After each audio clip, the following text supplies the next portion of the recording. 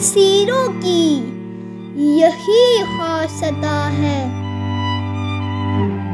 होती नहीं जो कौम हक बात पे यकजा, होती नहीं जो कौम हक बात पे यकजा, उस कौम का हाकिम ही बस उनकी सजा है।